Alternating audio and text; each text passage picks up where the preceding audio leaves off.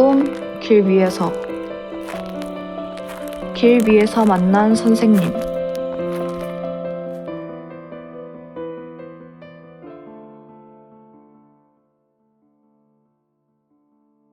어른들은 말한다. 꿈을 꾸라고. 꿈이란 뭘까? 사전에서는 두 가지 정도의 의미가 있다. 수면 상태의 어떤 영상을 보거나 소리를 듣는 현상, 또는 실현시키고 싶은 이상. 꿈을 꾸는 것이 간절하기에 꿈을 꾸는 걸까? 아니면 꿈을 꾸고 보니 꿈에 대해 간절해진 걸까?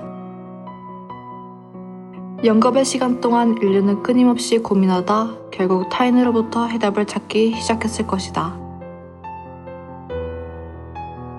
결정했다. 그 누구도 꿈에 대한 해답을 주지 못한다면 우리가 직접 찾아 나서기로. 이것이 우리의 첫 시작이다.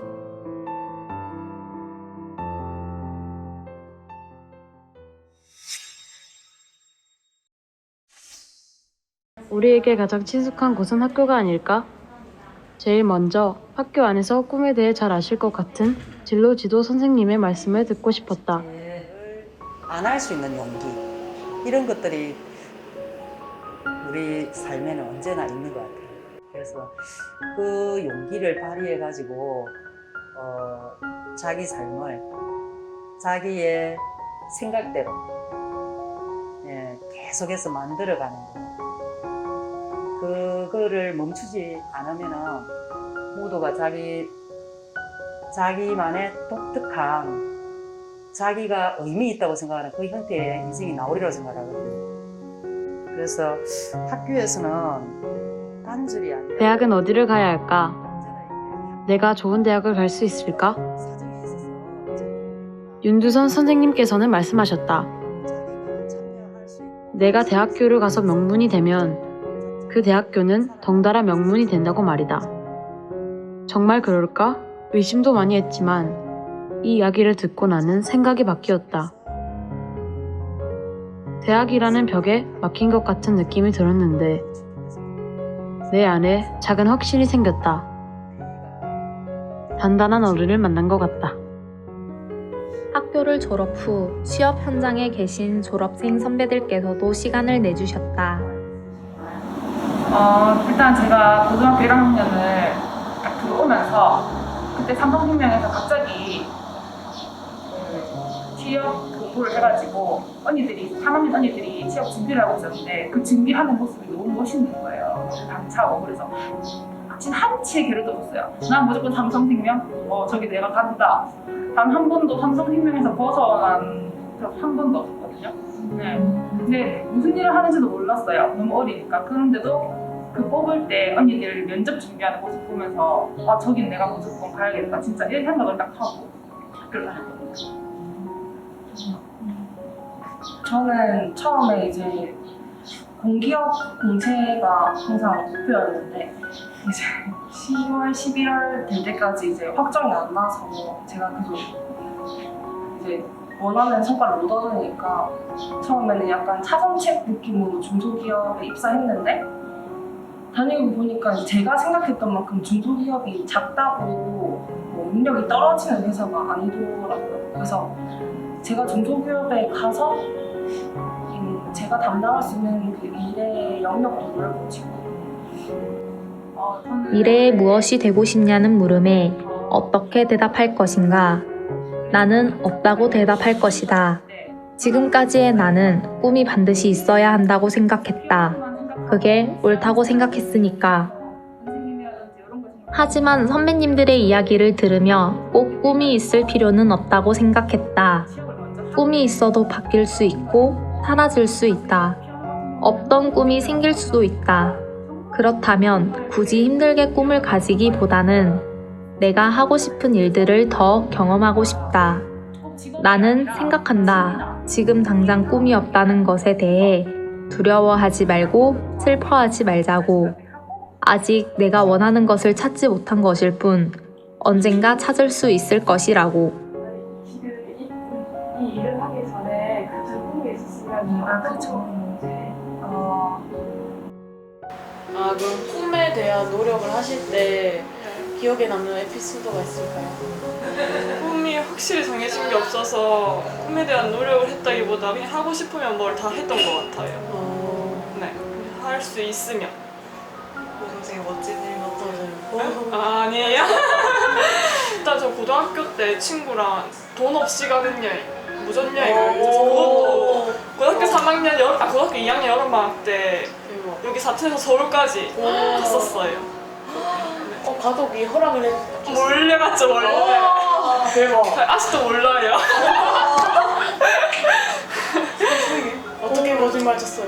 그냥 어디 뭐 캠프 간다고 하고 그리고 서울에 한 3박 4일인가 걸렸을 거예요. 히치하이킹하고 막.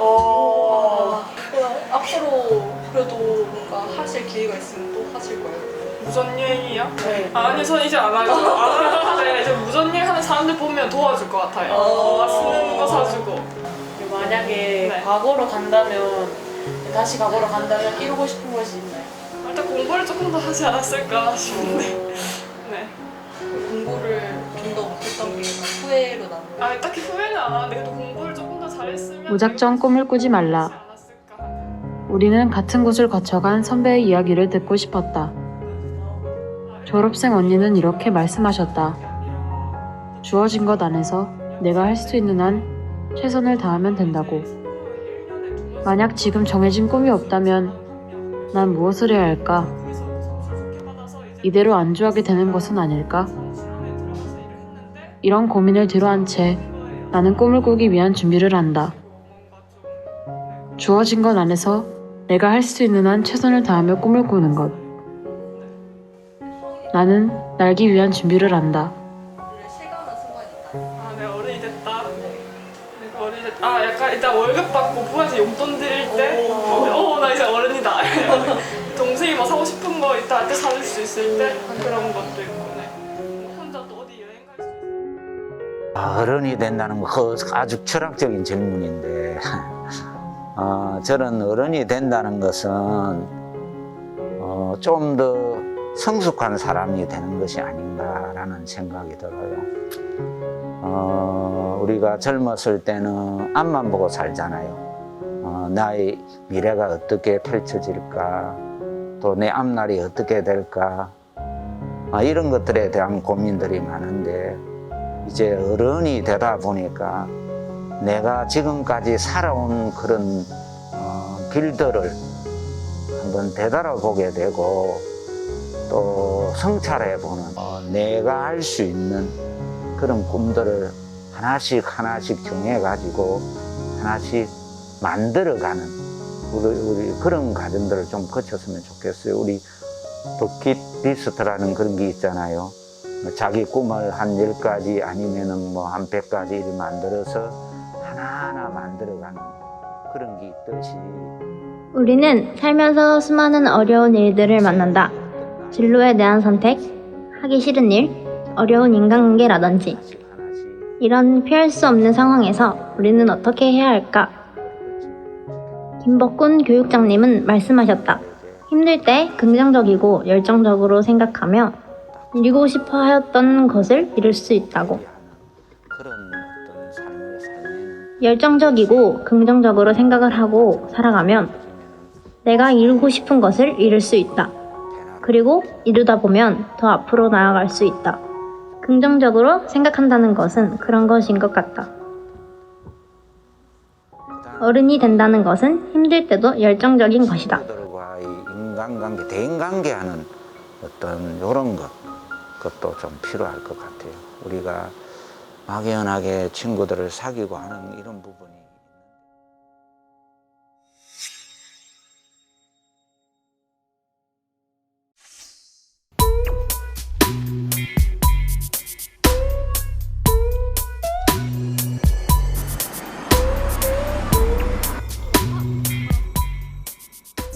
이놈들이 전부 다 이제 흡집을 당하고 나 보면은 다 이렇게 말라져 있죠. 이선복 이장님께서 말씀하셨다. 각자의 안경처럼 각자의 눈높이에 맞춰 각자의 삶을 살고 각자의 관점으로 살아간다. 그렇기에 절대적으로 옳고 그름이 있다 말할 수 없다고 말이다. 절대적이라는 건 없다고 자주 생각했지만 무언가 충분히 이해된 느낌을 받지 못했다. 그러나 이장님의 말씀은 불특정한 무언가를 통해 이해를 돕는 것이 아닌 눈에 보이는 물체인 안경으로서 설명하셨기 때문에 뇌리에 박힌 문장인 것 같다. 가르침을 주는 어른을 만났다. 가지고 이게 또 한 열흘간 있으면은 무당벌레가 많이 이게 이제 분성해가지고 진딧물을 싹 다 잡아 먹어버리는 거라. 그러면은 이것들이 다 이거 잎이 처지고 막 죽어가는 것들이 이제 진딧물이 하나도 없으니까 다시 이게 발효를 시작해요. 자라나기 시작하는 거라. 이때는 무당벌레가 해충이 되는 겁니다. 금세 이봐라. 우리가 이충이라고 분류했던 게 해충으로도 되고 해충으로 생각했던 게 익충으로도 되고 세상살이가 그렇다는 거죠. 여러분들이 이제 사회에 나갔을 때 또는 사회 뭐 지금도 그렇지만 나는 어디에 서서 누구의 편에 서서 세상을 바라보는가, 뭐 환경에 대해서는 난 어떤 관점을 가지고 있는가, 인권에 대해서는 난 어떤 관점을 가지고 있는가, 그런 거가 또 이제 사람 간의 관계에 대해서 어떤 관점을 가지고 있는가, 그다음에 요즘에 뭐 유행하는 뭐 동물권, 식물권에 대해서 나의 입장은 어떤 것인가, 이런 거에 대한 그 삶의 철학 같은 거, 가치관 같은 거, 그런 거를 많이 이제 가졌으면 좋겠어요. 그러면 사회에 나갔을 때 내가 어디에서 무엇을 하든지 간에 되게 좀 의미 있는 일이 되지 않을까, 네, 그렇게 생각하고 있습니다. 사천 여성회와 협동조합 언니네를 이끌고 계신 여명순 대표님과의 시간은 너무도 유쾌하고 즐거운 시간이었다. 여명순 대표님께서 말씀하셨다. 많은 경험을 해보고 나는 어떤 관점에 서서 사회를 바라볼지 고민해보는 사람이 되어보라고. 많은 경험을 하는 것은 내가 무언가 하고 싶은 것이 생겼을 때 경험을 토대로 잘 해결해 나아갈 수 있는 힘이 생기는 것이다. 그리고 사회를 내가 어떤 관점으로 보고 있는지 알 수 있는 시선이 생기는 것이다. 어른이 된다는 것은 세상을 바라보는 시선이 달라지는 것이다. 있거든요. 이제 사천에 있는 다양한 협동조합이 다 이제 저는 친구들에게 저는 구두닦이가 되고 싶어요 라고 얘기하는 친구가 있을 거예요. 저는 엄청나게 칭찬해 줄 거예요. 어쩌면 우리와 가장 많이 닮아있는 꿈이 많고 열정 넘치는 강기태 청년의 이야기를 듣고 싶어 만나게 되었다. 길 옆에 있는 컨테이너에 구두 닦고 그게 뭐가 좋아, 뭐가 꿈이 있어 라고 생각할지 모르겠지만 그런 꿈을 가지고 있는 친구가 있다면 저는 과감하게 이렇게 얘기할 거예요. 우리나라의 최고로 잘 닦는 구두 닦기가 됐으면 좋겠다. 그러면 이렇게 닦아보고 저렇게 닦아보고 이런 기술 저런 기술을 해볼 거 아니에요? 네. 그러다 보면 그 친구만의 구두 닦는 기술이라는 최고의 기술을 발견하게 될 거예요. 그러면 어떤 강기태 청년의 말씀을 들으면 어렴풋 이런 문장이 떠오른다. 요리사가 되려면 설거지부터 해야지. 누군가의 꿈이 작다고 다그쳐선 안 된다. 왜냐하면 그 꿈은 버섯 같은 생명력을 갖고 점점 크게 불어날 것이기 때문이다. 난 신발을 만들기 위해 구두를 닦을 것이고 요리를 하기 위해 설거지부터 시작할 것이다. 모든 일은 작은 일에서부터 시작한다. 하찮은 거 아니야? 너무 꿈이 작고 라고 생각할지 모르겠지만 지금 당장은 꿈이 조금 미룰지 모르지만 그 한 단계 한 단계 성장하고 시간이 지나다 보면 어느 순간에 자기도 모르게 그 분야의 전문가가 되어 있을 거라고 봐요. 더 먼 곳에 계신 선생님들을 만나기 위해 경남 하동, 전남 인월로 갔다.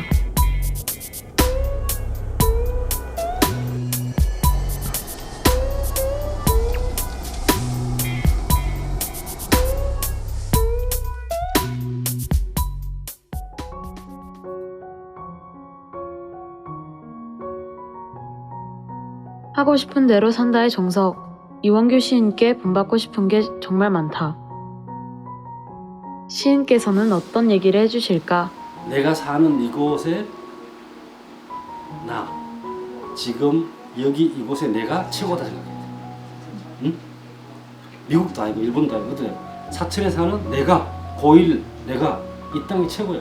왜? 내가 없으면 아무것도 아닌데. 내가 없으면 이 우주가 있으면 뭐해? 내가 이 세상의 중심. 그치? 내가 최고야.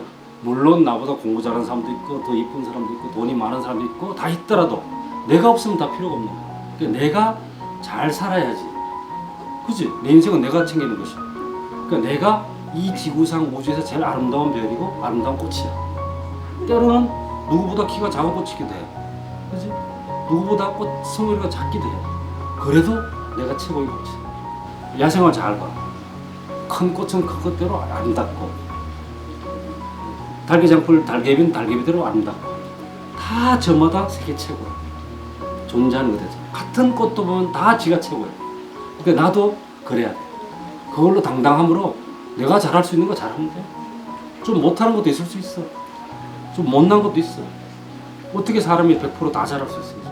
못하는 걸 못했다 인정하면 되고. 왜 우리는 항상 남들과 경쟁하며 살아야 할까? 왜 인생을 아등바등 살아야 할까? 이원규 시인님은 말씀하셨다. 빛은 1초의 지구를 7바퀴 반을 돈다. 우리가 아등바등 바쁘게 사는 곳은 우주에서 봤을 땐 뭣도 아니라고 하셨다. 정말 그럴까? 하지만 이 이야기를 듣고 나는 생각이 바뀌었다. 조금 더 여유롭게 살아도 되겠구나. 여유롭게 내 인생의 목표를 향해 달려가도 나쁘진 않겠구나. 좋은 어른을 만난 것 같다. 저기 있는 여기 사진 얼굴 찍으면 딱 이 감으로 이미 맞춰버려. 그런지 알아? 실패를 엄청 했기 때문에 이렇게 해서 계속 안 찍히는 거를 경험했기 때문에 계속 안 찍히는 거야. 그러니까 찍힐 때까지 연습을 하다 보니까 이제 나는 자동 안 넣고도 수동으로 다 찍을 수 있어. 이건 실패를 두려워하지 마라. 누구나 실패할 수 있고 엎어질 수 있고 실수도 할 수 있고 쪽팔릴 수도 있고 민망할 수도 있고 인정해라. 그게 나니까. 그치? 내 삶에 내가 실수도 있고 일어나 걸어갈 수도 있는 것이고 내가 이 우주의 중심이다. 이 생각만 하면 돼. 가난해도 이 세상의 중심이고 돈이 많아도 이 세상의 중심이고 그치? 꽃이어도 이 세상의 중심이고 내가 길바닥에 돌 하나일지 몰라도 세상의 중심이야.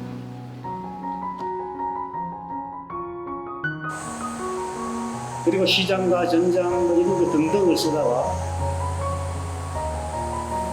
1969년부터 소설 토지의 작가 박경리 선생님을 오랜 기간 모셨던 토지문학관 최영욱 관장님을 직접 찾아뵈었다. 우리가 저 땅끝에서부터 북쪽으로 어주까지 우리 대한민국 삼천리를 받고 살아가는 모든 사람들이 살아가는 이야기. 그게 보면 나쁜 놈, 좋은 놈, 아주 때리치기 놈들 많거든. 그래서 박경리 선생님께서는 소설 속에 가장 나쁜 사람들을 오래 살려놔. 소설이 끝날 때까지 거의 살려놓거든. 그건 왜 그런가? 내 책을 소설 토지를 읽는 사람들은, 우리 독자들은 그 나쁜 놈들처럼 살지 말라는 거야. 막 치고 끌거든. 얼마나 나쁜 짓을 많이 하는 거야. 그 사람을 닮지 말라는 거야. 이게 문학이 주는 교훈이다. 이 땅을 사랑하셨고 이 땅을 딛고 살아가는 사람들, 모든 동식물들 이런 것들을 굉장히 사랑하셨던 작가다. 그리고 소설 토지라는 것 위대한 걸작을 남겨가지고 관장님이 전해주신 박경리 선생님의 생애를 통해 알게 되었다. 이 땅에 주신 모든 것에 대해 그대로 감사하며 사랑하는 것에 대해서 박경리 선생님은 소설 속 못된 인간들을 가장 오래 살려놓으셨다 한다. 소설 토지를 읽는 독자들은 못되게 살지 말고 옳게 살아가라는 뜻이었다고. 세상은 내 마음대로 되지 않는 것 투성이다. 평화와 안전을 원하지만 절망과 갈등이 먼저 닥친다. 이에 대해 원망할 곳이 없어 아무 죄 없는 세상을 원망하기도 했지만 관장님의 얘기를 듣고 더는 그러지 않기로 했다. 원망 대신에 남겨진 이 세상을 위해 노력하고 지키기로.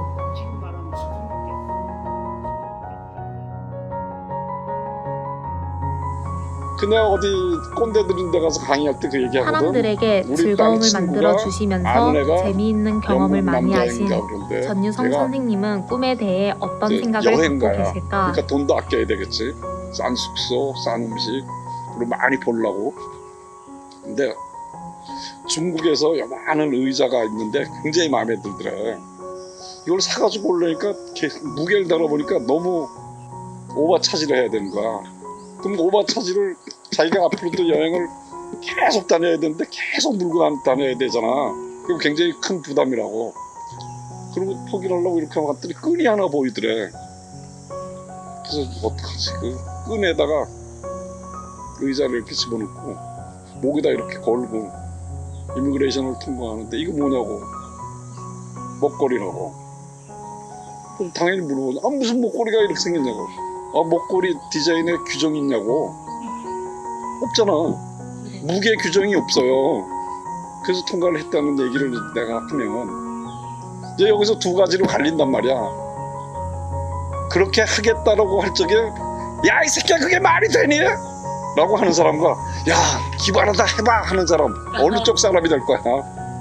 그러니까 아까 얘기한 유치원에서 다 배운 걸 우리가 신청하냐 신청하지 않냐, 실천해야지. 그거 알고 있던 걸 더 이상 배울 게 없어.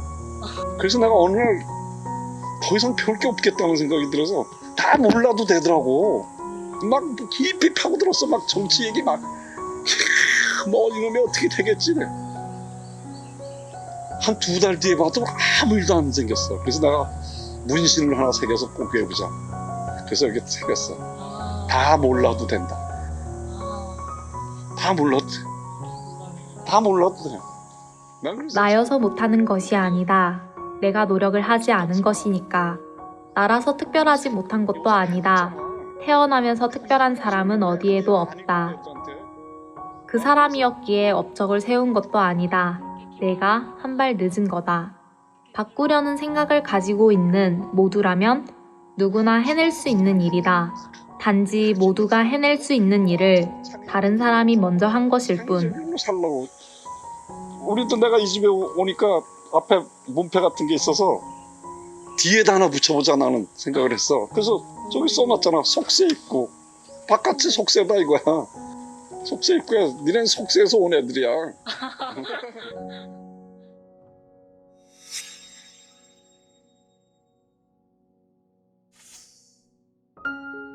말씀하신 거 보면 그 20대 때 동생 6 동생들 다 수발하셨다고 했어요. 예, 그때는 도시락 싸던 시절이었어요. 그러니까 새벽에 도시락을 2개씩 싸줬어요. 자기 의원님 일도 하시면서 가족도 돌봐야 되는 게 20대 때 너희들 생각해 보면 몇 살 차이 안 나는 그런 시기인데 그걸 다 어떻게 하셨어요, 근데? 그래서 제가 저 동생들이 지금 얘기해요. 언니는 누나는 우리 애 둘이 키우려니까 이렇게 힘든데 지금은 집에 다 뭐 아파트에 편리하게 살면서 식탁도 따로 있고 욕실도 따로 있잖아요. 근데 그때는 옛날 집에 너무나 힘들었잖아요. 근데 그거를 지금처럼 제가 다 했다는 거예요. 그때도 씻겨서 목욕도 시키고 도시락 다 싸서 해서 여기 저녁에 제가 아까 저기 그 취미 활동 하러 가고 하면 저녁 준비 다 해놓고 갔다가 와서 식구들 잠 잘 때 저는 설거지 해놓고 또 아침 준비해놓고 자고 이제 그렇게 오늘 우리 후배님들 보니까 옛날 생각이 나면서 아까 10대 20대 하는데 잊어버리고 살다가 되돌리려 하니 아이고 왜 먹먹해지고 울컥해지는 그런 마음이 생기는 거 있죠. 울컥해하시는 모습을 보니 과거를 되짚어 보았던 것 같다. 생각해보니 스스로 참 무지렀다. 내 삶에도 시상식이 존재한다면 모두에게 그리 외치고 싶다. 현재를 만들어준 과거의 저에게 이 영광을 바칩니다. 어른이 되어간다는 의미가 그 여러분들이 볼 때는 군수는 꽤 높은 직업, 아스팔트가 녹아내릴 듯 더웠던 여름 어느 날 기꺼이 시간을 허락해주신 백도현 군수님을 뵙기 위해 고성군청으로 갔다. 근데 아직까지도 어른이 되어간다는 게 뭔지 우리도 잘 몰라. 잘 모르는데 지금의 내 입장에서는 군수의 역할, 내 입장에서는 정말로 많은 사람들을 위해서 내가 더 노력하고 조금 더 희생하고 그러면서 그 사람들이 행복해지고 좀 더 나은 삶을 살아갈 수 있다면 그것으로 만족하겠다. 뭐 이런 생각도 들고, 그리고 후회하지 않는 삶을 살기 위해서 마음먹었던 거 꼭 해야 되겠다는 생각이 든 것은 꼭 이루고 싶고 처리하고 싶은 이런 것이 많지. 아마 이게 어른이 되어간다는 느낌인가? 나도 정확하게 잘 모르겠어. 군수님께서는 말씀하셨다. 후회하지 않는 삶을 살기 위해서 마음먹은 일은 꼭 해야 하는 것이라고. 후회하지 않는 삶을 살아가는 것은 내가 하고 싶은 일을 하는 것이다. 그리고 그것을 한다면 그에 따른 책임이 생기고 내가 앞으로 나아갈 수 있는 길이 되는 것 같다. 어른이 된다는 것은 후회하지 않는 삶을 살기 위해 나아가는 것이다.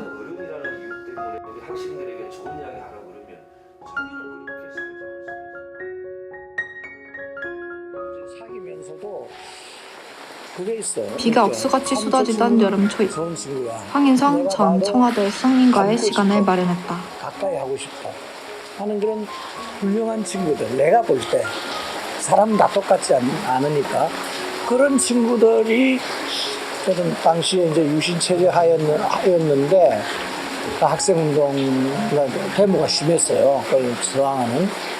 근데 내가 하필이면 좋아하는 친구들, 참 훌륭한 친구들이다 하는 이런 친구들이 항상 보면 그 앞장을 서고 또 그로 인해서 이렇게 그런 그 제적을 당하거나 이렇게 되면 군대에 끌려가고 막 그랬거든. 그래서 그런 좋은 친구들이 내가 충분히 이해는 못하지만 또 나의 처지는 결과론적으로 한번 생각해보자. 우리는 결국 어느새 큰 성공을 쟁취할 것이다.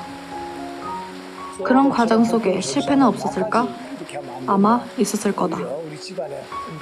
그렇다면 현재의 실패는 결국 성공으로 다가가는 과정 중 하나가 아닐까?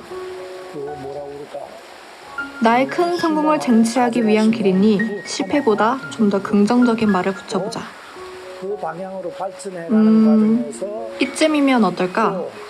내 인생의 작은 승리. 디딤돌 역할을 했다 이렇게 생각하면 작은 승리를 한 거잖아요.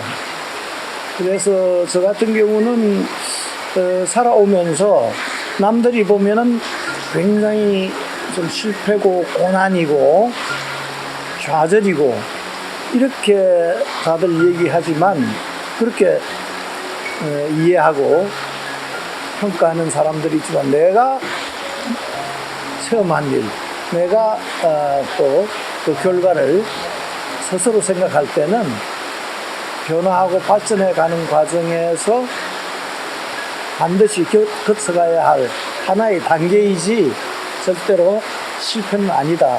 이렇게 생각이 되더라고요.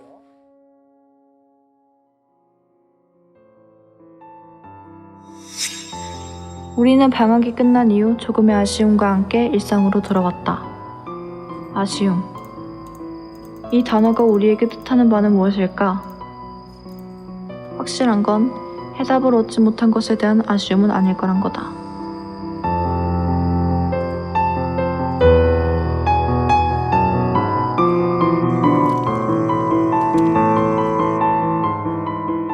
어리광이라도 부리듯 해가 쨍쨍 물어든다.